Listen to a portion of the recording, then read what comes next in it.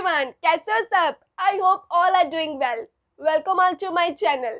So friends, आज इस video में हम लोग एक और इंटरेस्टिंग टॉपिक करेंगे बिजनेस लॉ का, that is contract of guarantee and it's essential elements. तो चलिए देखते हैं कॉन्ट्रैक्ट ऑफ गारंटी किसे कहते हैं।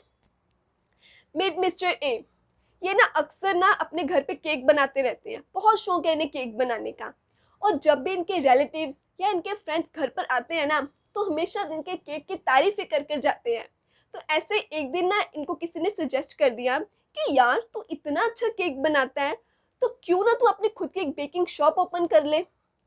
तो इन्होंने सोचा बात तो सही है, लेकिन अब जो बेकिंग शॉप है वो ऐसे ख्वाबों में सोचने से तो खुल नहीं जाएगी, उसके लिए तो पैसा लगेगा। तो फिर ना ये बैंक के पास गए।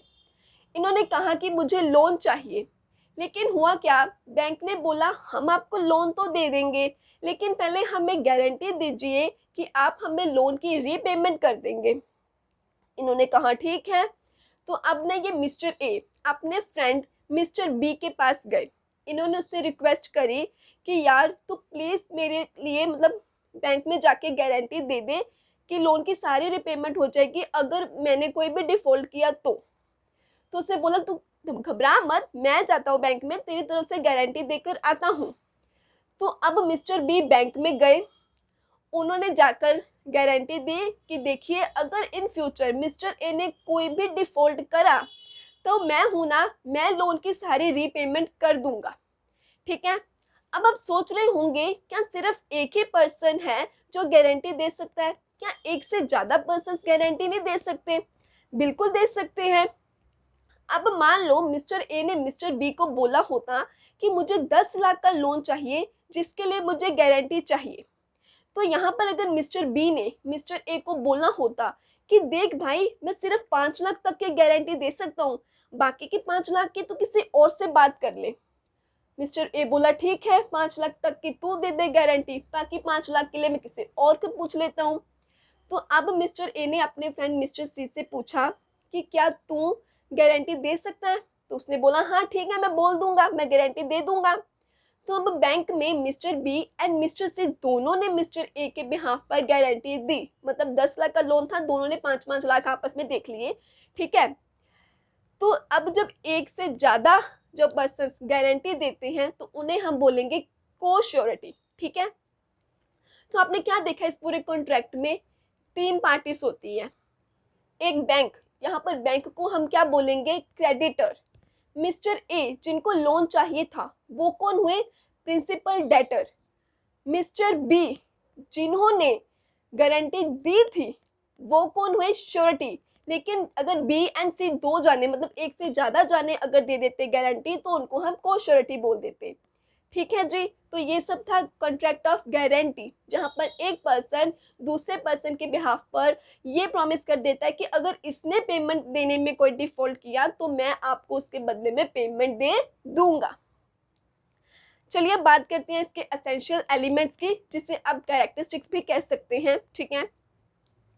सबसे पहले इसका एसेंशियल एलिमेंट आता है 3 पार्टीज। ये तो आपने देख ही लिया कि कॉन्ट्रैक्ट ऑफ गारंटी में 3 पार्टीज को होना जरूरी होता है। ठीक है। कौन कौन से? एक प्रिंसिपल डेटर, एक क्रेडिटर और एक श्योरिटी। ठीक। नेक्स्ट है एक्सप्रेस और इम्प्लाइड। ये जो कॉन्ट्रैक्ट ऑफ गारंटी होता है ना, ये एक्सप्रेस ही होता है, मतलब ओरल या फिर रिटर्न। ये ओरल या फिर रिटर्न ही होता है, एक्सप्रेस कॉन्ट्रैक्ट ही होता है। ये जो कॉन्ट्रैक्ट है ना आप कंडक्ट ऑफ बिहेवियर से नहीं कर सकते, ये या तो ओरल होगा या फिर रिटर्न होगा, मतलब ये एक्सप्रेस फॉर्म में होता है। नेक्स्ट है लीगल रिलेशनशिप। अब कॉन्ट्रैक्ट ऑफ गारंटी में ना लीगल रिलेशन होना जरूरी है। मान लो अब एक लड़की है जिसने ना न्यू वेजिटेबल बनानी सीखी। कौन सी वेजिटेबल? हाँ, उसने चना मसाला न्यू बनाने सीखे, फर्स्ट टाइम उसने बनाए। तो उसके फादर को जब उसने वो दी कि अपने लंच दिया जब, तब उन्होंने कहा कि पहले अपनी मम्मी को क्या कि वो गारंटी दें कि ये चना मसाला टेस्टी बने तभी खाऊंगा। उनकी मम्मी ने बोला हाँ मैं गारंटी देती हूँ कि मेरी हमारी बेटी ने जो है वो चना मसाला बहुत टेस्टी बनाया है।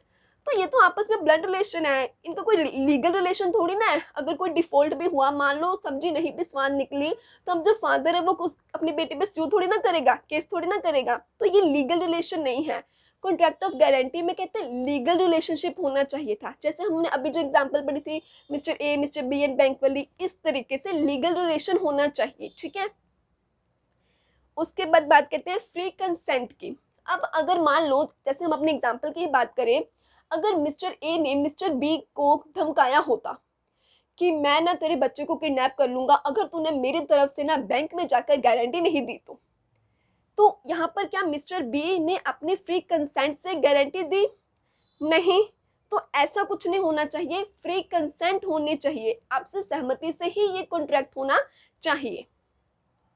नेक्स्ट है primary liability is debt of the principal debtor. हम फिर से अपने उस एग्जांपल से समझते हैं। जो मिस्टर ए थे और बैंक था, सबसे पहली लायबिलिटी किसकी बनती है पैसा चुकाने की? चलो वैसे सिंपल लैंग्वेज में समझाती हूँ। मान लो मैंने किसी से पैसे लिए हैं, ठीक है, मेरी फ्रेंड ने उसको गारंटी दी है कि अगर मैंने उसको नहीं रिटर्न करे ना तो वो मेरे बदले में रिटर्न कर देगी पैसा। अब पहली जिम्मेवारी तो मेरी बनती है ना कि मैंने जिससे पैसे लिए हैं पहले मैं उसको रिटर्न करूं।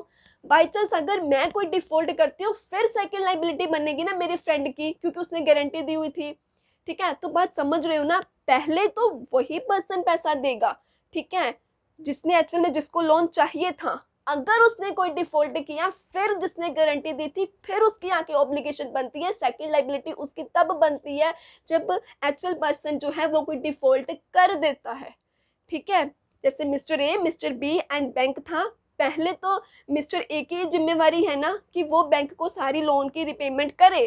अगर उन्होंने कोई डिफॉल्ट करा तब श्योरिटी की रिस्पॉन्सिबिलिटी बनती है, ऑब्लिगेशन बनती है कि वो बैंक को पैसा दे। तो कहते हैं प्राइमरी लायबिलिटी प्रिंसिपल डेटर की ही होती है, अगर वो डिफॉल्ट करे तो ही श्योरिटी की लायबिलिटी बनती है। तो मतलब श्योरिटी की लायबिलिटी सेकेंडरी होती है, पहली लायबिलिटी किसकी है? प्रिंसिपल डेटर की ही। नेक्स्ट है in case the debtor is a minor the surety is the liability becomes primary. हाँ, कहते हैं अगर जो ना डेटर है वो माइनर है, उस केस में श्योरिटी की जो लायबिलिटी है वो प्राइमरी बन जाती है। लेकिन अगर वो माइनर नहीं है तो पहले प्रिंसिपल डेटर की ही लायबिलिटी बनेगी, उसके डिफॉल्ट करने पर ही श्योरिटी की लायबिलिटी बनती है, अदरवाइज श्योरिटी की कोई लायबिलिटी नहीं बनती। लेकिन अगर वो माइनर है तो उस केस में श्योरिटी की लायबिलिटी प्राइमरी बनती है, ठीक है। नेक्स्ट है essentials of a valid contract. आपने वैलिड कॉन्ट्रैक्ट में एसेंशियल एलिमेंट्स पढ़े थे ना, कंसिडरेशन, साउंड माइंड होना चाहिए, फ्री कंसेंट होनी चाहिए, हमने जितने भी एलिमेंट्स पढ़े थे ना, कहते हैं वो सभी एलिमेंट्स इस कॉन्ट्रैक्ट में भी होने चाहिए, तभी जो वो कॉन्ट्रैक्ट है वो वैलिड माना जाएगा। इससे इस एसेंशियल्स ऑफ वैलिड कॉन्ट्रैक्ट के ऊपर एक अलग से वीडियो बनी हुई है, अगर आप वो देखना चाहते हो तो उससे भी देख सकते हो, उसका लिंक आपको डिस्क्रिप्शन में मिल जाएगा, ठीक है। तो ये सब थे एसेंशियल एलिमेंट्स ऑफ गारंटी। तो आज के लिए इतना ही, नेक्स्ट वीडियो में हम लोग कवर करेंगे टाइप्स ऑफ गारंटी, ठीक है।